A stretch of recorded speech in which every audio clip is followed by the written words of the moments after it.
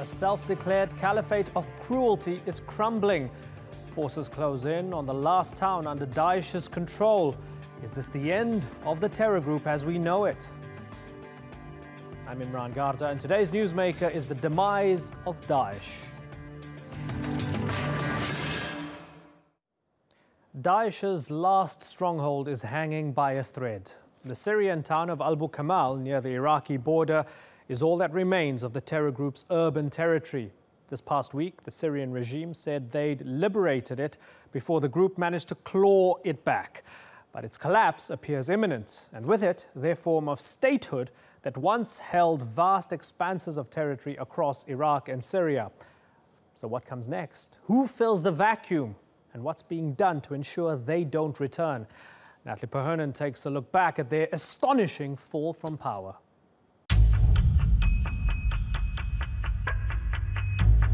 Daesh's grip on parts of Syria and Iraq is shrinking. The terror group controlled vast tracts of land just 3 years ago, but its physical defeat appears imminent, with fighters held up in its last urban centre of Bukamal in Syria. The collapse of its self-proclaimed caliphate is on the horizon. The military pressure has been applied to Daesh on both sides of the Iraq-Syria border.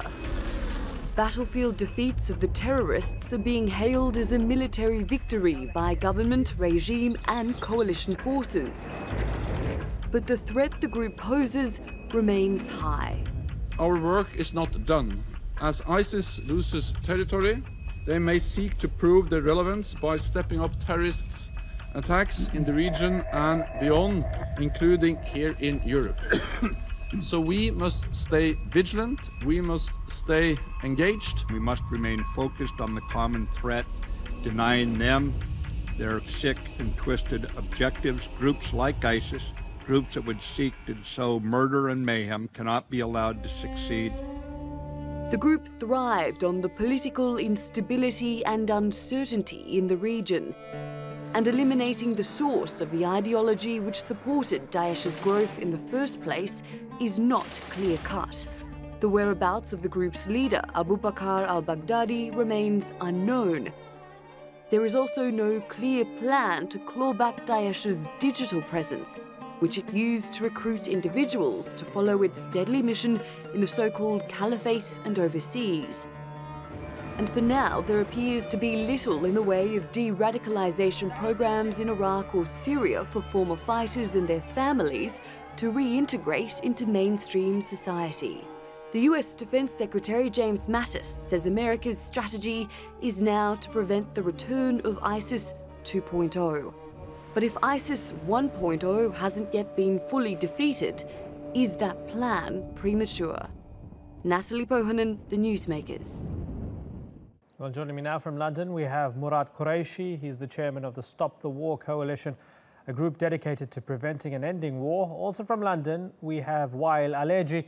He's the spokesman for the Syrian Network for Human Rights, a non-profit organization that documents human rights violations in Syria. Gentlemen, I thank you very much for joining us. Wael, let me begin with you. Is it over for Daesh? Is ISIS finished? This is a battle of ideas. This is a battle of narratives. It cannot be won by military force only. So, yes, we could say that ISIS is being defeated militarily, but the battle in general is far from being won. And unless the international community engages actively and efficiently in the battle of narratives on the cognitive level, then another version, and most likely a more vicious version of ISIS will emerge 2, 3, 5 years down the road. So no, I don't think that the problem is finished now, simply because the roots that are giving rise for the problem still exist in Syria and in Iraq. Sunni Arabs, as long as Sunni Arabs continue to feel oppressed by sectarian regimes in Syria and Iraq, both regimes are supported by Iran, then ISIS and other extremist organizations will continue to find a fertile ground to recruit fighters and followers and to spread their poisonous propaganda. Okay, so Murad, do you agree with that? For as long as there is oppression, whether real or perceived, especially based on identity, and a well of hatred from which to draw from, then you can defeat Daesh on the battlefield, but this will continue. Yeah. I don't disagree with that analysis, quite honestly. I also think we have to be aware of Daesh's presence in South Asia, in Afghanistan, for example. I do think that militarily has to be dealt with as much as what may be happening in the Middle East at this moment in time. And unfortunately, this ideology is going to be around, and in some ways the battle of ideals and ideas is a battleground in itself, right? Which we shouldn't lose sight of, and one that affects us all and we can contribute to as well. Yeah, while let me ask you, in Syria, you guys have documented human rights abuses. The vast majority of the human rights abuses have come from the Assad regime via the barrel bombs and the mortars and so on. Tell me, how do you feel about the fact that some of the most egregious human rights violators, such as the Syrian regime, the Russians, Hezbollah, and if we take that further, the SDF, and if we go to Iraq, some sectarian militias, all of these groups can basically take the credit for defeating Daesh on the battlefield? Is it somewhat bittersweet for you? Well, Syria, as you know, has become a place where regional and international powers are fighting for their interests. And of course, extremist organizations have taken advantage and infiltrated this environment. And I'm not talking only about ISIS and Al-Qaeda and other Salafi jihadist groups. I'm talking also about Hezbollah and the Shia militia coming from Iran, from Afghanistan, and they are equally terrorist and they are equally fascist. So yes, the Syrian regime and his backers, the Iranian and the Russians, namely, are responsible for the vast majority of human rights violations simply because they have more weapons, they have air force, they have heavy artillery, they have chemical weapons. So had ISIS and other organizations had such weaponry, heavy weaponry, so I would imagine that they would have used it against civilians. Yeah, yes, of course. So the fact that the Syrian regime is the biggest killer in Syria doesn't mean that ISIS and its likes are better than Assad's regime. Murad, you and Wael both agree that the battle is won against Daesh, but maybe not the war, and a lot needs to be done in order to sort of put a lid on some of the root causes, right? You're against the war in general, but would you have to admit that it took a lot of warring to get to defeat Daesh on the battlefield? Because there was a time when it seemed as if they were going to swallow up large parts of Iraq and Syria. In fact, they did, and it seemed as if they were on the verge of taking over both countries. Would you accept that it took a lot of warring, it took a lot of fighting to actually get them to lose their land? Yeah. What I would accept is that there is a geopolitical aspect to what we're seeing here in the Middle East, which has just been highlighted by the involvements of parties like the Russians. More recently, it's also taken a more sectarian nature. What we've got to look at is the circumstances that created that in the first place. And it's things like the Iraq intervention in 2001. It's also letting the genie of jihadism loose when we wanted the Mujahideen to attack the Soviet Union invasion of Afghanistan. The real difficulty we've got here is putting the genie back into the glass, and that's where I think a lot more.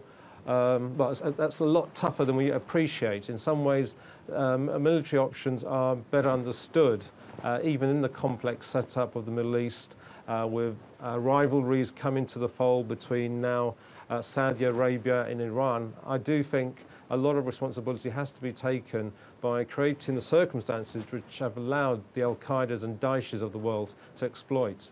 Wael, what do you think of that? Well, extremism is a very complex issue, and it is not possible to isolate one factor responsible for the rise of extremism. It's a multifactorial issue.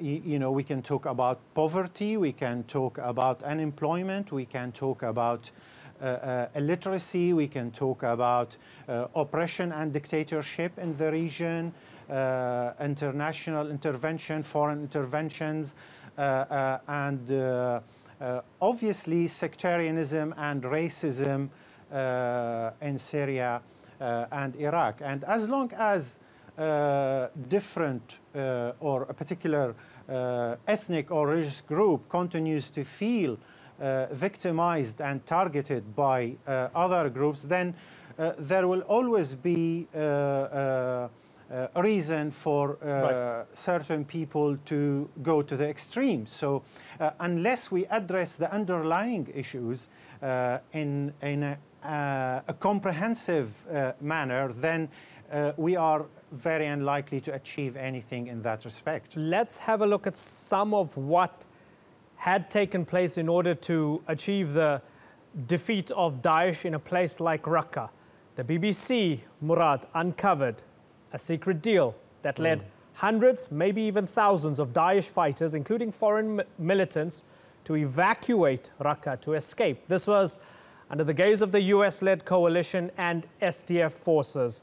They watched, they even helped facilitate. So it's worth remembering, these fighters and their families, they weren't there for a picnic in Raqqa. They were keeping Yazidi girls as sex slaves. They were stoning people to death. They were throwing gays off of buildings in Raqqa.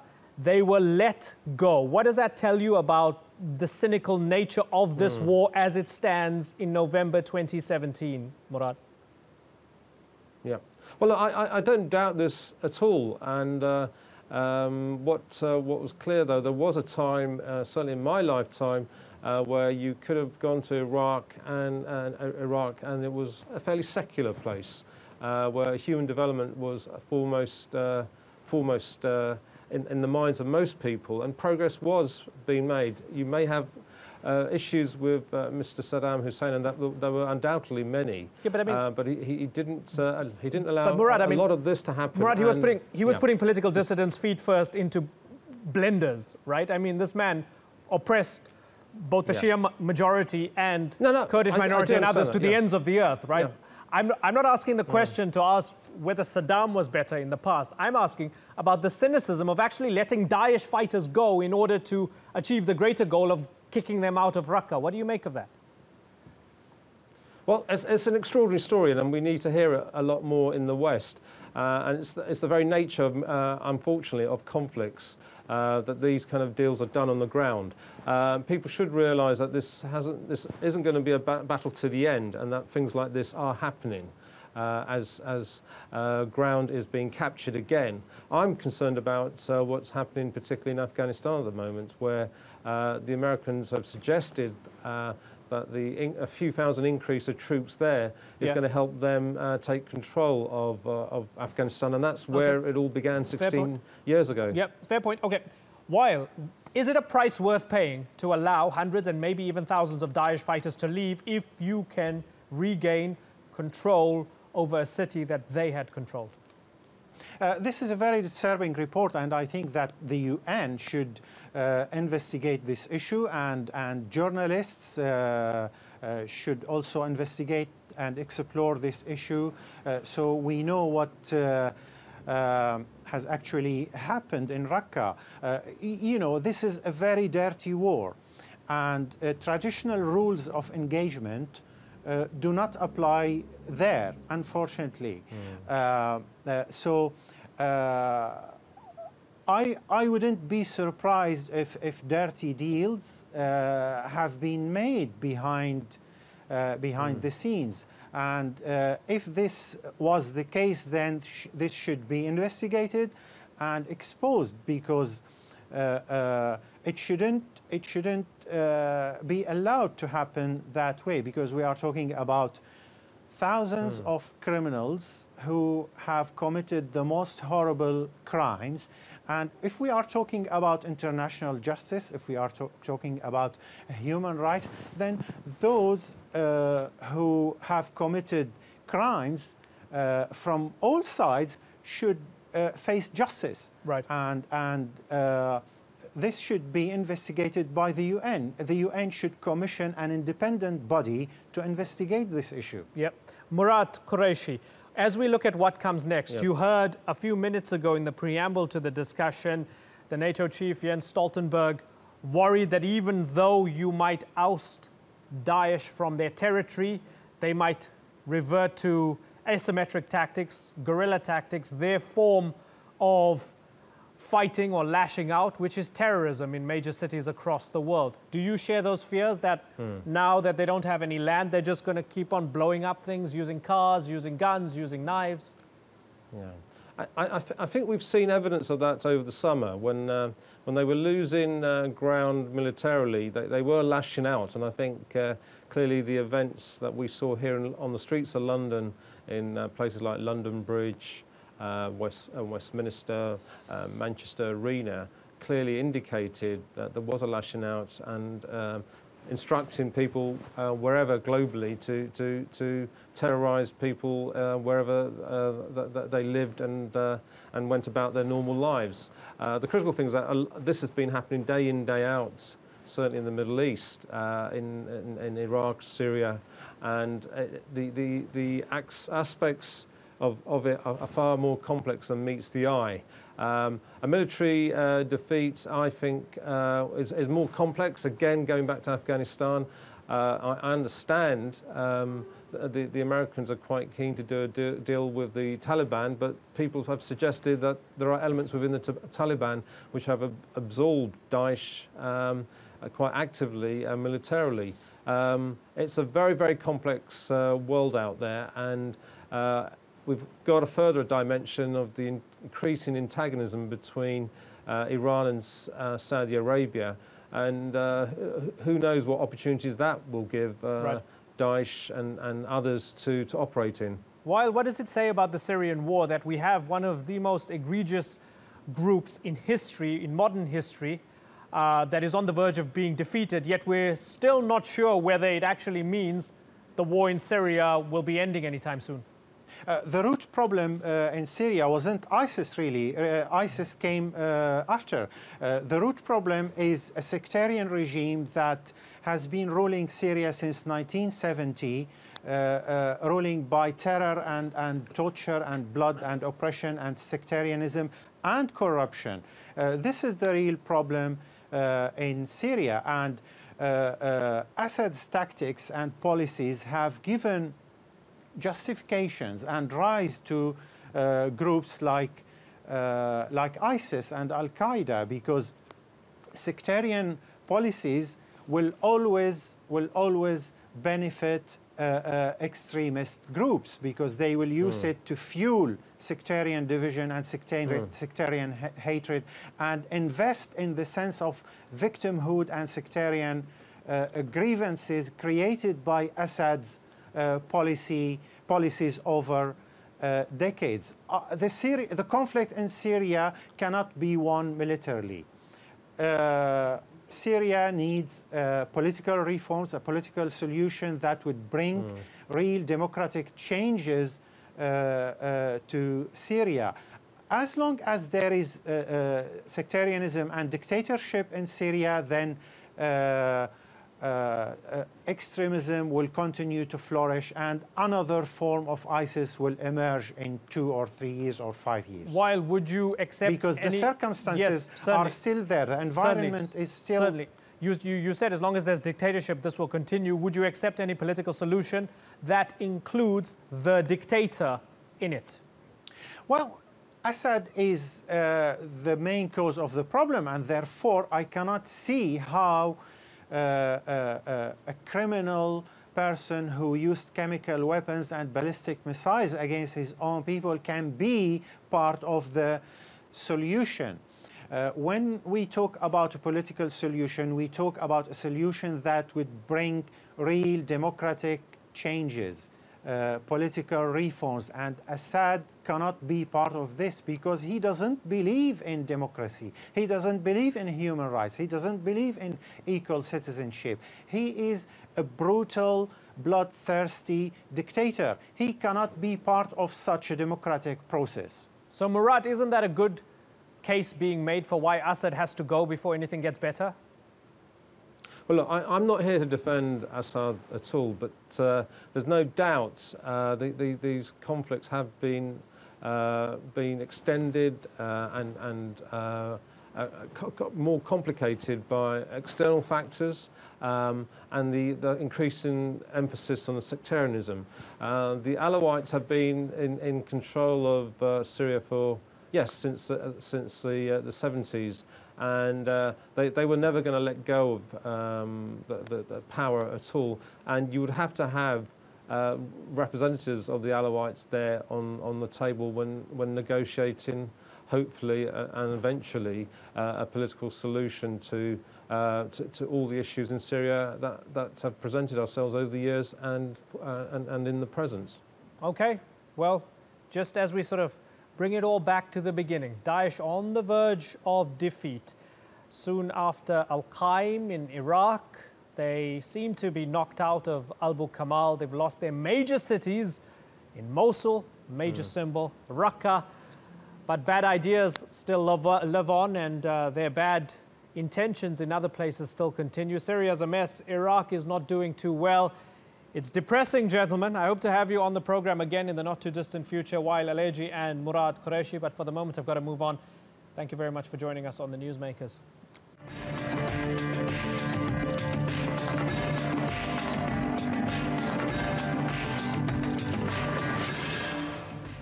Coming up on The Newsmakers, Bangladesh tops the table for female empowerment in South Asia. But is the country really closing the gender gap? And the US hits more Venezuelan officials with sanctions. Will they work to force President Maduro's hand?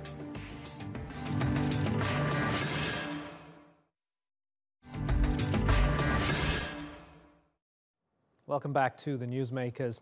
They may not be the most obvious pick for women's rights champion, but Bangladesh is leading the way for gender equality in South Asia. That's according to the World Economic Forum, which has ranked them highest in the region for the third time running. But not everyone's convinced they belong at the top of the list. Sure, the country boasts an impressive number of female politicians, but gender-based violence is still a massive problem. Almost 90% of married women have experienced domestic abuse. So, is Bangladesh really the gender utopia some make it out to be? Vanessa Keneally takes a look.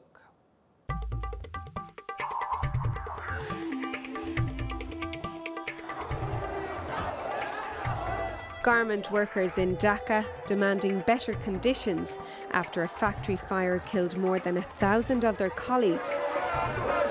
But 3 years on, have their voices actually been heard? Well, yes and no. Safety is still an issue and hundreds more lives have been lost since then. We found 9 dead on the spot and 1 died in the hospital. Our fire unit is still working and rescue operations are still going on. But where it seems things have changed, at least on paper, is when it comes to equal pay for women. A report by the World Economic Forum earlier this month saw Bangladesh jump from number 72 to 47, making it the only South Asian nation in the top 100, and well ahead of its neighbours China and India. So these results mean progress, right? Well, not exactly.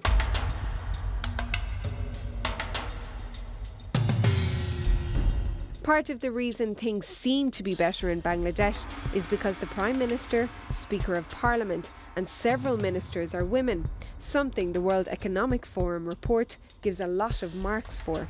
There's also a huge reliance on cheap female labour in the garment industry, so the number of women working has increased. But behind the positive headlines, Bangladesh ranks poorly in other areas. The literacy rate for women is 54%, and 2 out of every 5 girls aged between 15 and 19 drop out of school. Domestic and sexual violence is also rampant, with more than 30 women being killed this year alone. Another 11 took their own lives after being raped. The government says women's development is third on the list of its top 10 priorities, and it aims to increase female participation in the economy and politics, prevent child marriage, and bring women in need under social safety net projects, as well as life skill orientated training programs. A long list of improvements it believes it can make by 2025.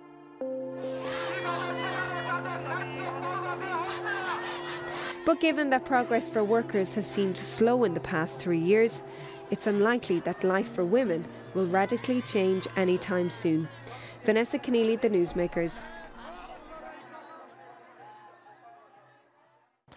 Well, to discuss this, I'm joined from Ankara by Bangladesh's ambassador to Turkey, M. Allama Siddiqui, and in Dhaka, women's rights activist Khushi Kabir. She's the executive director of Nijera Kori, an organization working on empowering the rural poor in Bangladesh. It's good to have both of you on the program.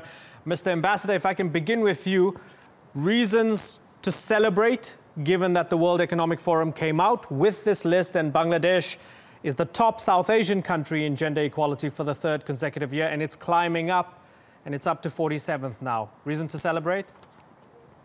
First of all, thank you very much for having me at the program. Yes, of course, we are very happy about this development, and we knew that it would be coming because we are confident about the progress and the programs that we have ahead of us. So, of course, we are very happy. Khushi Kabir, a sign of progress. Is that how you see it? Yes, I do see there are very, in terms of indicators, in terms of women's, many indicators regarding women's empowerment or advancement. I would say there are very strong positive indicators, and we're very happy that in South Asia, in some of the issues particularly, we've done much better than the others, and we hope we continue to do so. But that doesn't mean that everything is absolutely hunky-dory. That doesn't mean everything is absolutely all right. We still have a long, long way to go. Mr. Ambassador, given that some people might point at other countries in the region and say, well, hold on for a second, you're just the best of a bad bunch, because in some places, for example, Afghanistan, women's rights are being rolled back, especially as the Taliban, for example, takes more and more territory. So you're just the best of a bad bunch. You haven't made real substantial progress. Well, statistics do not say so, because as you have mentioned in the beginning, we have secured 47th position globally. So you cannot say that it's the best out of the bad bunch. And please remember that in South Asia, we have countries like India and Sri Lanka, which are very pragmatic, practical, progressive societies, having decades and centuries old traditions. So the societies in South Asia are divergent and very interesting also. I would not agree with you, I'm afraid. Yeah, Khushi Kabir, let's talk a little bit about women in the workplace, because one of the indicators is that Bangladesh, compared to other countries, has a space for women in the workplace, and it's not just at the low end. There's also a female prime minister, and there are those in positions of power. Is there gender equality in the workplace and in positions of power in Bangladesh? I wouldn't say there's gender equality in the workplace or in positions of power, but yes, we do have our prime minister as a woman. We've had women as prime ministers from 91 onwards, bar just 2 years when we were under a caretaker government. But since 91, we've always had a woman as a prime minister, which is quite a big deal. We have a speaker now who's a woman. We just, one of the appellate division, the highest courts in the country, had a woman who's just retired, but we have in the high courts a number of women who are high court justices. We have women in every sector, in the administration, in the army, armed forces, in schools and colleges and universities, teaching. I think there isn't as professionals, I don't think there's any field where you would say that women are not represented. However, having said that, that doesn't mean that there's equality at every level. Equality means that every woman, no matter who she is, where she is, she gets the same treatment, and she looks at women's rights and all the inequalities that exist within society, based especially on gender. The gender inequalities that exist have totally been done away with. It's not been done away with within the home. It's not been done away with within society. And it's not been done away with in the workplace either. Yeah, exceptions do not make the rule. Okay, so let me ask Mr. Ambassador if you agree with that this is not translated fully into society and in the home. And one of the criticisms with regards to the workplace, I got this from the Dhaka Tribune, where they say that the success of reducing gender equality or inequality is being skewed by the high proportion of women at the very top of the political ladder and the reliance on cheap female labor in the garment industry. So top of the pile, bottom of the pile, but then not much in the middle. And so when they're looking at that, they're saying that it's actually misrepresenting the reality. How do you feel about that? Well, I would go a little bit back in the history. You see, success of a particular society in a particular arena doesn't come automatically. The society of Bangladesh or Bengal of ancient time actually has always been pluralistic, always been neutral in terms of its bias towards race, caste, and gender and sex. And that's why this is in our background, in our mind, in our psychology. Second thing is, in the constitution of Bangladesh, it is written very clearly that there would not be any scope for discrimination against the women. The father of the nation, Bangabandhu Sheikh Mujib, was greatly inspired by his own wife, Lady Fazilatun-Nisa Mujib, who was always standing side by side with the father of the nation in his arduous struggle for our independence. That is in our background. And now, when you talk about the two sides, yes, I agree with Ms. Khushi Kabir that there are many more miles to go for us. We are not at all complacent about our achievements. And the Prime Minister of Bangladesh also has a very clear understanding of the situation. And because of this penchant for us to attain parity in terms of gender, in terms of opportunity for genders, let me also add to Ms. Khushi Kabir's comments that we have now 21% of mid to senior mid-level officials who are women officials in the government. And we have more than 500,000 women working abroad, side by side with 9 million other Bangladeshi men. So that being the situation, actually for us, it's normal that we will attain the goal that we would like to attain. Absolute parity in terms of access and equality for the genders. And let me mention that it has been reflected in many ways since 1990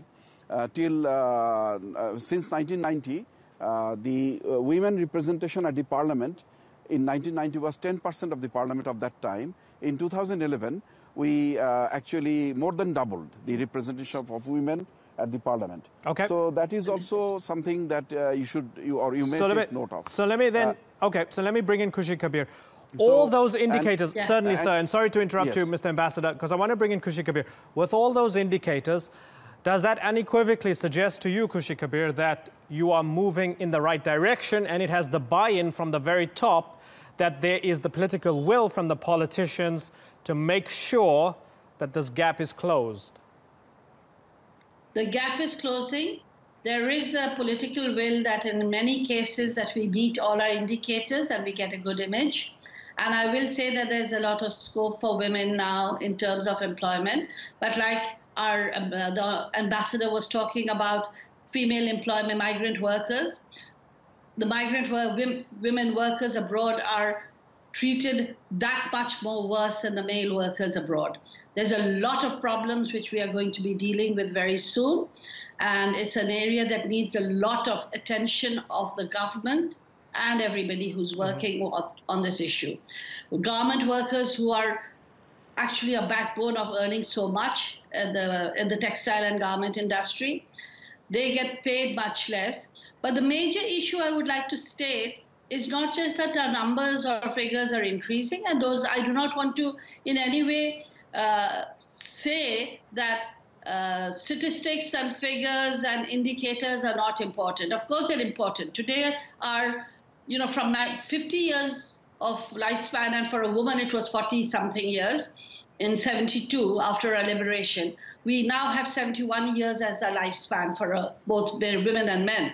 So, we've reached parity. There used to be a 9-year gap before. Yes. We've reached parity and we've gone up to 71. But there are two areas which I think are very important that we want to stress on. One is women's security, absolutely, within the home and outside.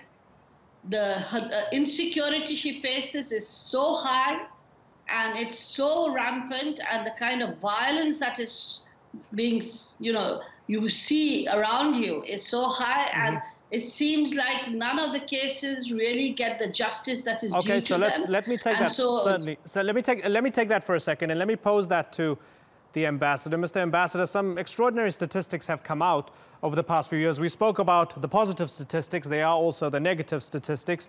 5,000 women have died from dowry-related violence since 2001. This from the Dhaka Tribune. 183 children married off last year. Now, there's an improvement because it was 184 the year before. It's an improvement of one less person, right? But it's still there. It's still bad. It's a scar across, I guess, the society. And just adding to that, adding to the fact that women are not getting educated, there's 54% female illiteracy, or 54% literacy rate in the country. So when we look at those statistics, particularly the violence against women, to what do you attribute that, sir? I think the answer is there in the question, because as we have pointed out, and as we were also agreeing with you in general, more opportunities in the social spectrum, particularly in job market, more guarantee of financial independence, less dependence on others of the family will ensure basic rights of the women and would properly deal with the issue of domestic violence, etc. I do not deny what you have told, or Ms. Khushi Kabir has pointed out. All these are more or less the picture of the society. However, please bear in mind that Bangladesh has a very living and dynamic society. In there, not only the government, but also side by side with the government, there are a lot of NGOs, like one led by Ms. Khushi Kabir. They are working relentlessly on this issue of social opinion building. And because of these drives and the campaigns that continues, I believe that time is not far when people would understand the social rights of the women. So I see a very bright future. And for example, if you compare these dowry-related incidents, then you will see clearly there is a drop. And then compared to other South Asian societies, the number of women being tortured or killed or maimed for in the name of honor killing is not there in Bangladesh. If anything happens in that line in Bangladesh, within 24 hours, every media, the print and electronic and the government agencies are after that particular person who has committed that kind of crime. In Bangladesh, it is a taboo to even talk about honor killing, I can assure you. Thank you. Okay, so Ms. Kabir, no honor killings in Bangladesh, or rather there's a taboo with regards to that, and it differs, I guess, when you compare it to countries like Pakistan. Is that a victory? Is that a success? Well, you see, we are different cultures. Pakistan and Bangladesh have never been a similar culture. We've never had honor killings in Bangladesh, and it was never part of our culture. So I think talking about comparing honor killings in Pakistan or Afghanistan or parts of Punjab or North India is not the same as talking about something that never existed in this country. But what does exist in this country is women not being given the respect and the security that they should be getting from their families, or from society itself. We have, our Constitution guarantees us equality at all levels. That's absolutely enshrined in our Constitution. But what our Constitution has also stated, that your inheritance or your personal laws will be guided by your religious laws. And no religion has guaranteed equality in terms of either inheritance or her personal decisions about her life of her children, who will get it. So there's still a lot of anomalies which we as women's groups are fighting about and talking about. So those are things that we really need to be very clear about, that there are a lot of areas that need to be taken cognizance of. And just earning is not enough. If you're earning but your husband controls all the money, and your husband beats you up because you're not earning enough, or he thinks you are trying to hide some money. There's so many cases of domestic violence that we deal with that come to us, even if they're earning and even if they're independent, even if they're educated, even if they have the highest degree from the university, it doesn't matter. It's where the control and power is. I think we need to start changing men's mindsets. I think we need to start changing social mindsets of accepting and acknowledging women as human beings with the same rights, with the same respect, given the same respect and given the same rights, and to be able to move, to get a job and live her own life and make her own decisions. Until that happens, I think the insecurities of forcing, or the dowry debts that you were talking about, what is dowry debts anyway? Dowry debts is because you want the woman to keep on bringing in money because she is valueless. So unless a woman is valued, the dowry will never stop. So we think it's very important that we start talking about changing mindsets and changing people's attitudes towards women, the whole society and families. We start with ourselves. Okay. We start within our family. Everywhere. Okay, well, according to the best available evidence from the World Economic Forum, Bangladesh seems to be moving in the right direction when it comes to gender equality. And I guess that's good news for Bangladeshis. That's the point at which I'll leave this discussion because I have to move on. I thank you both for joining us, Ambassador M. Allama Siddiqui and Khushi Kabir. Thanks for joining us on the Newsmakers.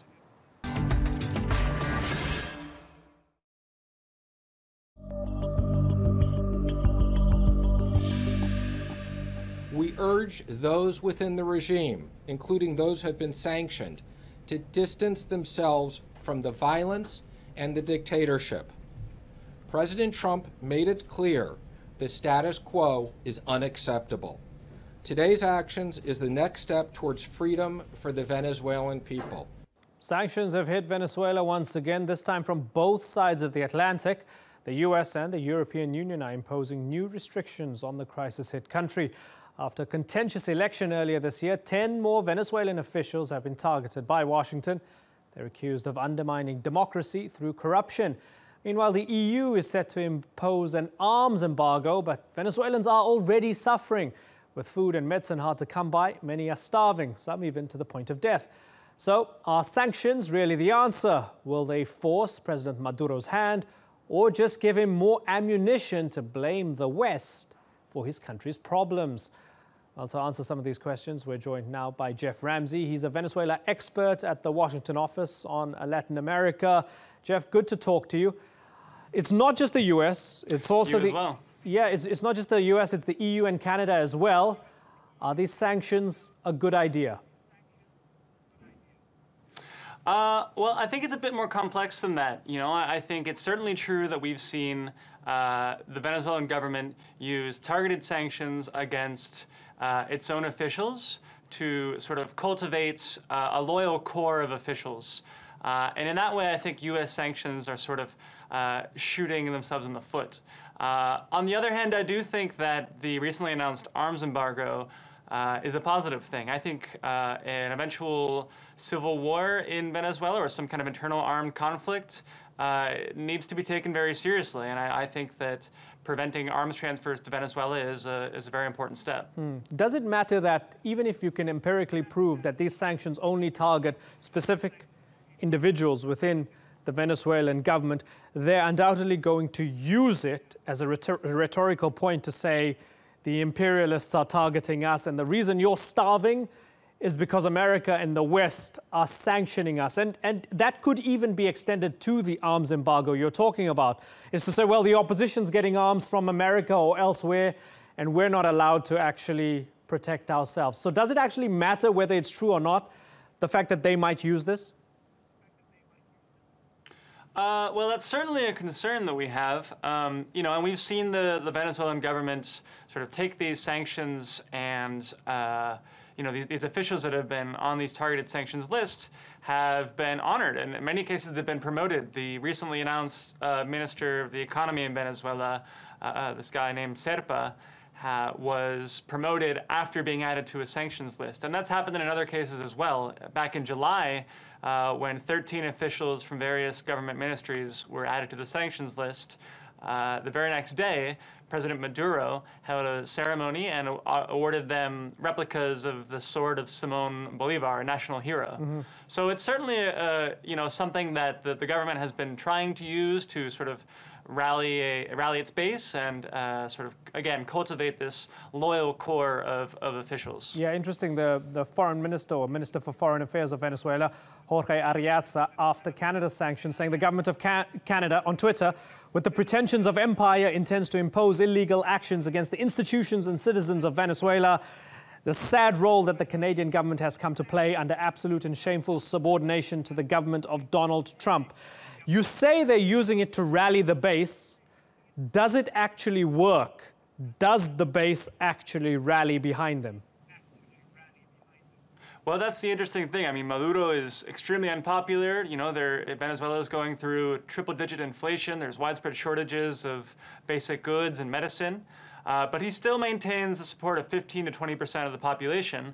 And I think that's certainly something that he's trying to capitalize on with these sanctions, is, you know, showing that, you know, we are under threats and it's time to hunker down and do everything we can to protect ourselves from the so-called imperialist threat.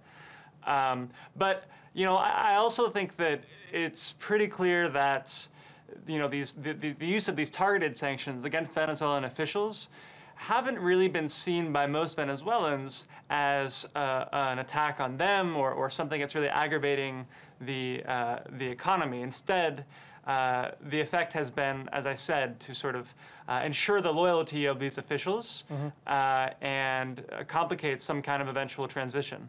Yeah.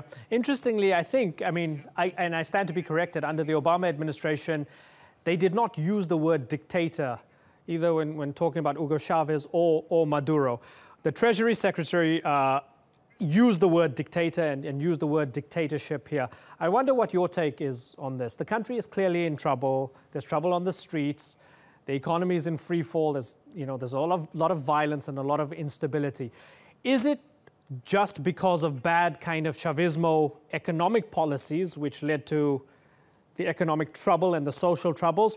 Or do you agree with the Treasury Secretary that under Maduro, they're tampering with the democratic institutions, that they're messing with the democratic fundamentals of the country, and that this is no longer a democracy and it is a dictatorship? Is it one or the other or both? Well, that's the thing. I mean, if you talk to people, I mean, the issue is extremely polarized. If you talk to people in the Venezuelan government, they tell you that, you know, Venezuela is a shining example of direct democracy. And if you talk to people in the Venezuelan opposition, they'll try to get you to say that Venezuela is a narco-terrorist dictatorship. And I think the reality is we can definitely say that Venezuela is no longer a democracy. They've been undergoing a very clear authoritarian slide over the last 2 years. But I think, you know, there are these institutions in place that have functioned democratically previously in the not so distant past. And, you know, I am hopeful that those institutions can be restored. And how can they be restored? Well, I think we need to see some kind of internationally mediated process of meaningful negotiations between the government and the opposition. Right now, that's sort of complicated because the Venezuelan opposition is notoriously divided. But I believe on Wednesday of this week, we're going to see talks take place in the Dominican Republic. That is to say, both sides are going to sit down and look at things like electoral conditions and the prospect for some kind of change. And I think that's a really important step to watch. And as we talk about sanctions, I mean, that's one thing that I'm really concerned about, is these targeted sanctions against Venezuelan officials. I think could complicate some kind of transition. There's also U.S. sanctions against issuing new debt against Venezuela, which is complicating their attempts to renegotiate their debt at the moment and avoid a default. Yeah, and that just might lead Venezuela to double down and make it near impossible for any proper mediated, meaningful talks. Jeff Ramsey, complicated situation in Venezuela. Thanks for helping us demystify some of it from DC.